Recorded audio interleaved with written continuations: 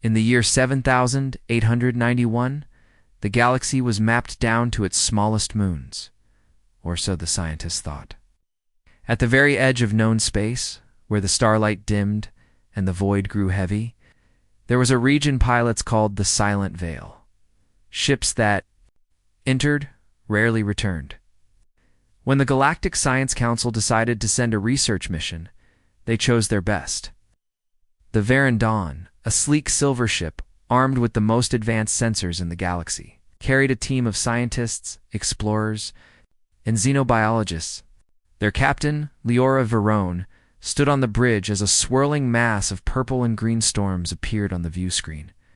"That," whispered Dr. Rail, the lead scientist, "is PX9. The planet's atmosphere looked alive. Flashes of lightning rippled across continents, and strange glowing clouds shifted like predators in the dark." "PX9?" First Officer Karev frowned. I thought that was just a myth. No one's charted it." Dr. Rail tapped the holodisplay. "It's been avoided for millennia. The few probes we sent burned up in seconds. This time, we have SHIELD. Tech that might hold, but..." He hesitated. "The scans make no sense." The readings poured in. The planet's gravity was 2.7 times stronger than standard worlds, enough to crush most life forms.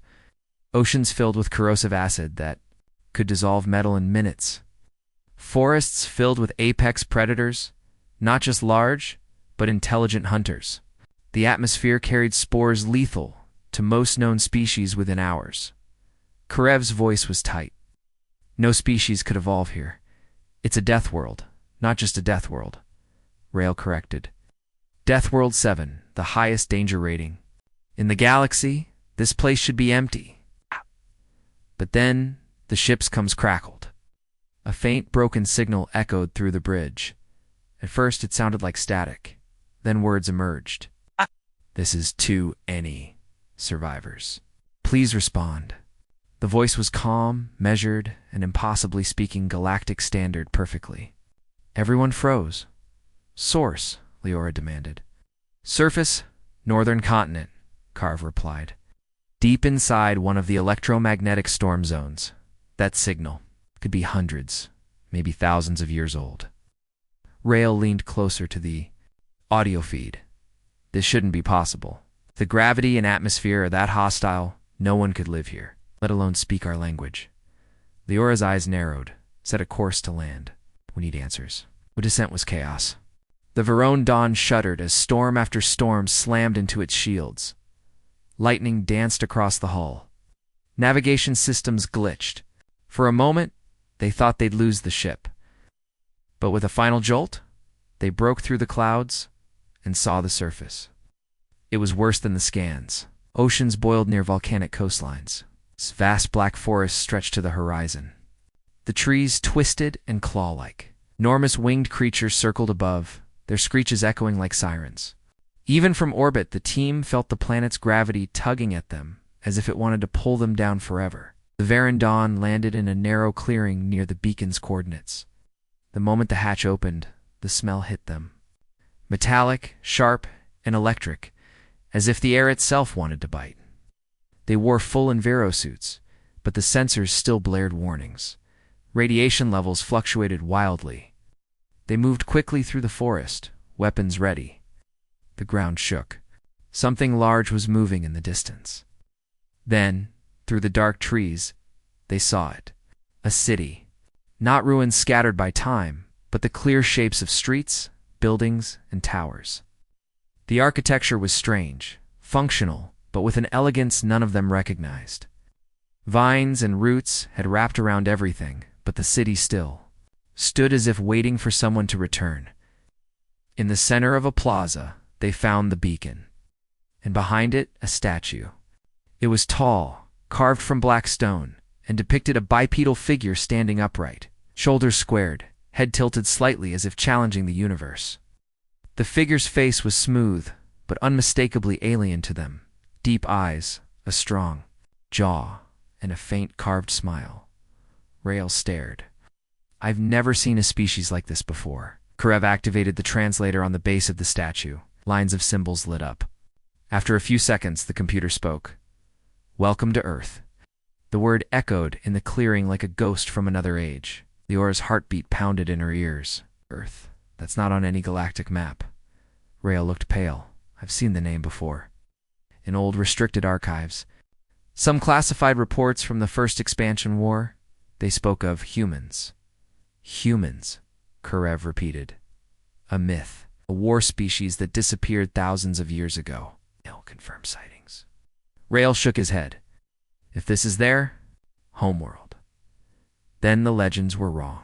They didn't disappear. They survived. Here. A low rumble made them freeze. From the far side of the plaza, something moved between the shadows, tall shapes, walking upright. One stepped forward into the dim light. Its skin was marked with scars. Its eyes were sharp, almost glowing, and it was smiling. First contact. In the death world, the crew of the Verandon stood frozen in the acidic rain, staring at the stone statue.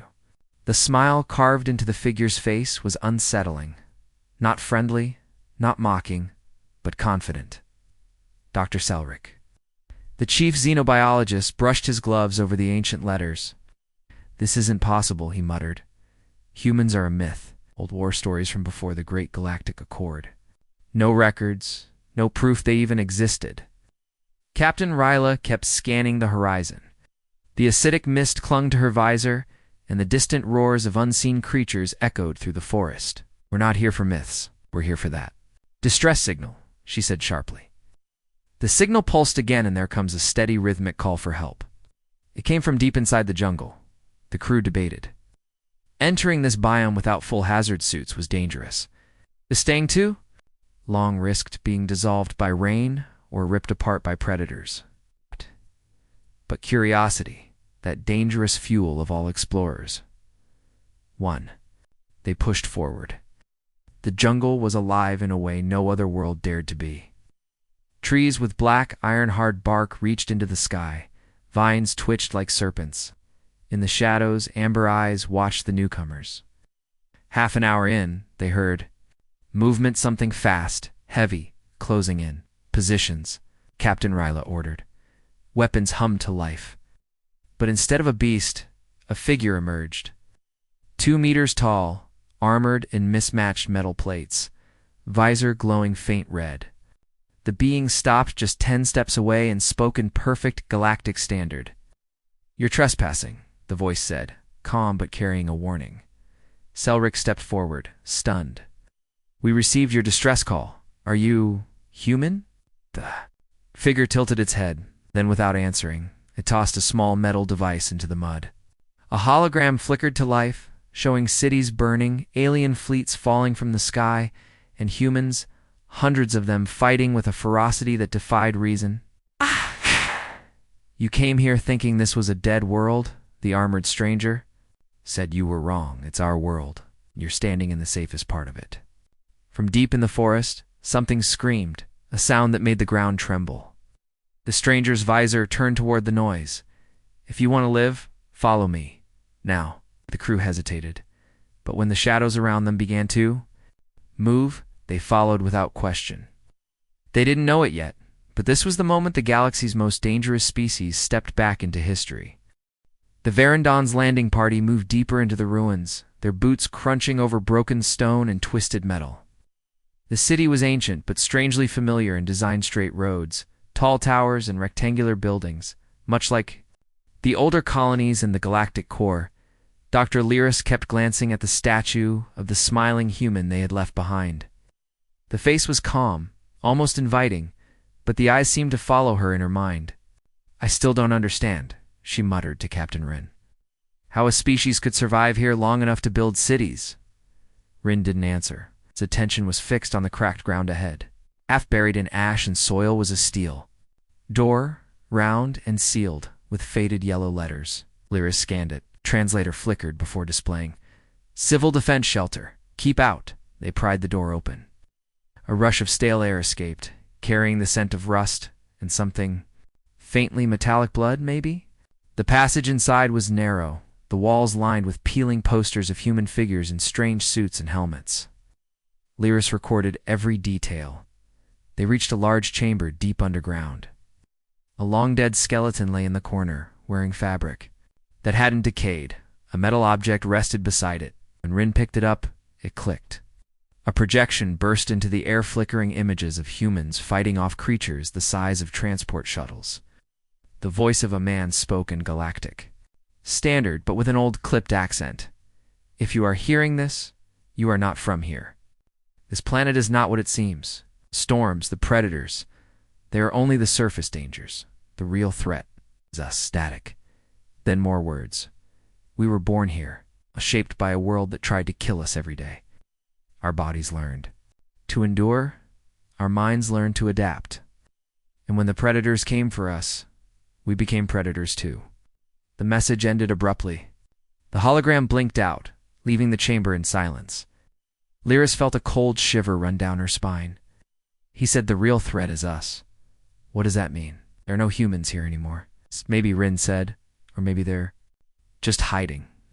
Before she could reply, a loud metallic clank echoed from the tunnel behind them. The lights on their helmets caught movement, a shadow slipping past, too fast to identify. Movement detected, the security drone chirped. Size, humanoid. The team formed a defensive circle, weapons raised. Then, in the darkness, a voice spoke. Calm, deep. You shouldn't have come here. Lyris froze. It was Galactic standard again, but the accent was exactly the same as the man in the recording. When they turned their lights toward the sound, the figure was gone. Only the sound of footsteps moving upward toward the surface. Captain Rinscombe crackled with the voice of the ship's pilot. Captain, you need to see this. Something is moving on the horizon. Hundreds of life forms. They're heading toward your position. Outside, the wind had picked up. The ruins began to tremble as if the planet itself knew they were here. And somewhere, beyond the storm, unseen eyes were watching them. The human trapped the Varen. Dawn's landing zone was eerily quiet. Wind howled through cracked skyscrapers, carrying the faint smell of metal and something burnt. Every shadow seemed to move. Every alley looked like it was watching. Dr. Sora kept scanning the area with her visor. No movement. No life signs, she whispered. Commander Kale didn't believe it. The streets were too clean for an abandoned world. The air was sharp, biting at their skin through the suits. He noticed scratches on the walls, deep claw marks, and scorch burns from weapons he didn't recognize. Zoran, the team's tech officer, was kneeling beside a rusted street sign. Its language is old Galactic standard, but the letters are shaped strangely. He rubbed the grime away. The sign read, Shelter Level 3, Evacuation Route. They followed the arrows underground, moving through a wide tunnel lined with steel doors. Every few steps, Kale saw something else that didn't make sense. Strange murals painted on the walls. They showed tall, lean creatures with 2 arms, 2 legs, and a strange confidence in their posture. Humans. In one painting, a human was wrestling an alien beast twice its size. In another, they were building massive ships under storm-filled skies. Each image looked less like survival and more like defiance. Why would they paint this? Zoran asked. If the world was dying, why waste time on art? Sora's voice was quiet. Maybe they weren't trying to remember. Maybe they were trying to warn us. Before Kale could reply, a metallic click echoed from deeper in the tunnel. The sound wasn't random. It was a deliberate step. Then another. Then a slow scrape, like something heavy being dragged. The lights in the tunnel flickered, then died, plunging them into pitch black. Only the faint glow from Zoran's visor remained. From the darkness ahead, a low voice spoke in perfect Galactic standard. You came here, looking for us. Kale's pulse spiked. Identify yourself, he barked. There was a pause. Then laughter, slow and unsettling. You still think you're the ones asking questions. A shadow moved at the edge of the light. It was human-shaped but wrong. Too still, too precise. Sora's scanner flickered wildly. No heat signature, but it's right there. The figure stepped forward, revealing a humanoid shape in a dark, armored suit. The visor was mirrored, hiding the face, but Kale could feel the stare. "You want to know about this planet?" the figure asked. "You want to know why no one survives here?" Kale tightened his grip on his plasma rifle. "Start talking." The figure tilted its head. "Because we built it that way." Before anyone could react, a loud metallic crash shook the tunnel behind them.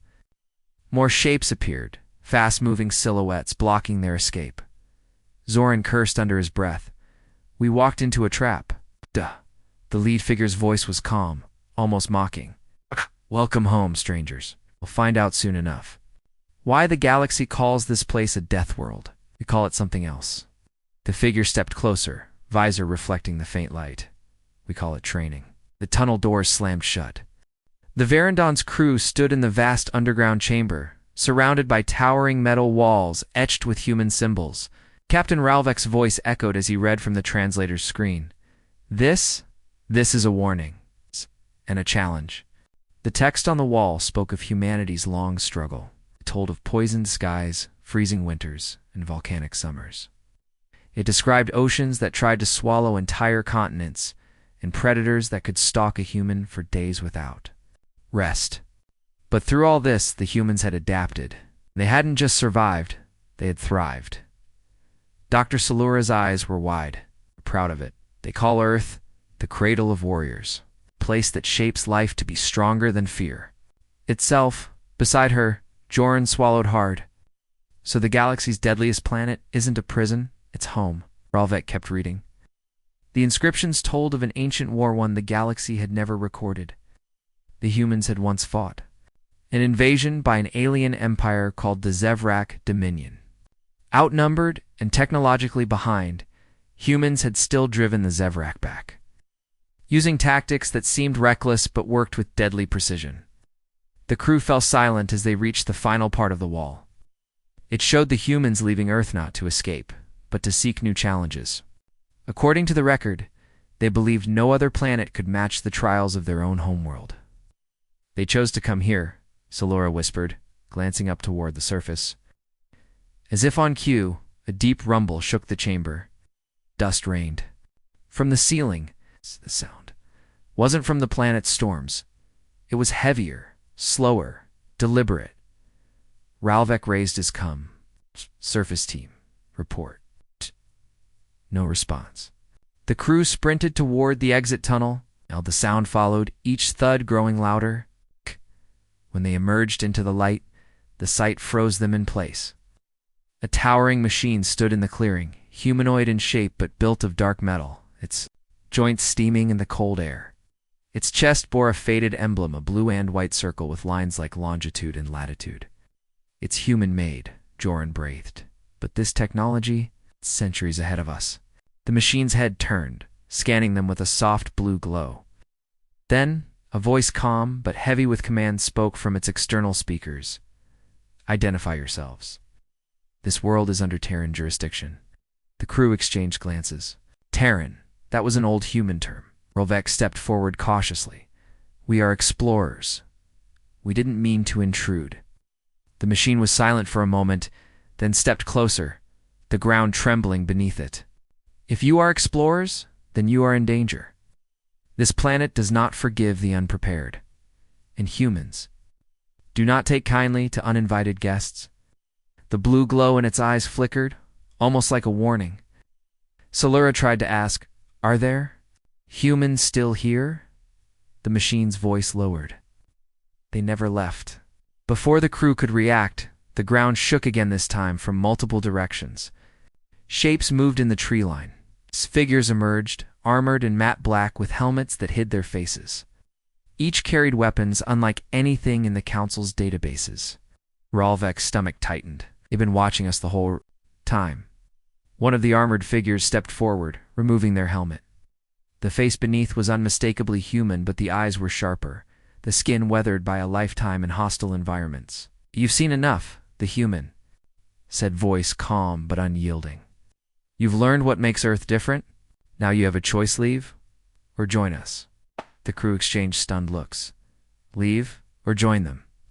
It wasn't just a choice. It was an invitation into the most dangerous alliance in the galaxy.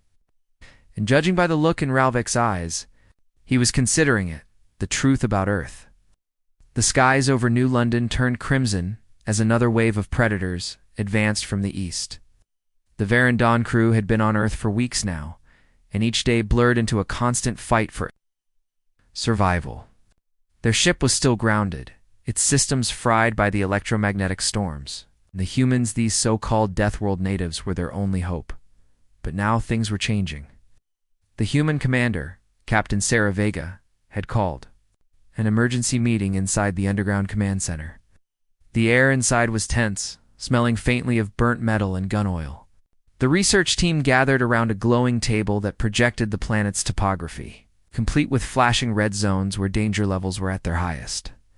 "We can't hold this position much longer," said Dr. Haven, his alien voice trembling. His chitin-covered fingers tapped the holographic map nervously. "Your world.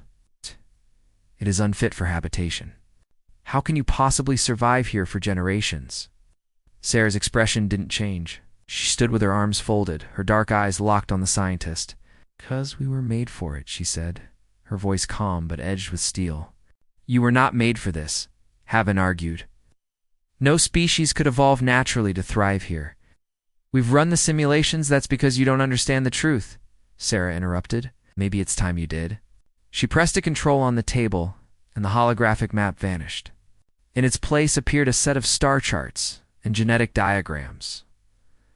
"Earth wasn't always our home," she began. At least, not in the way you think."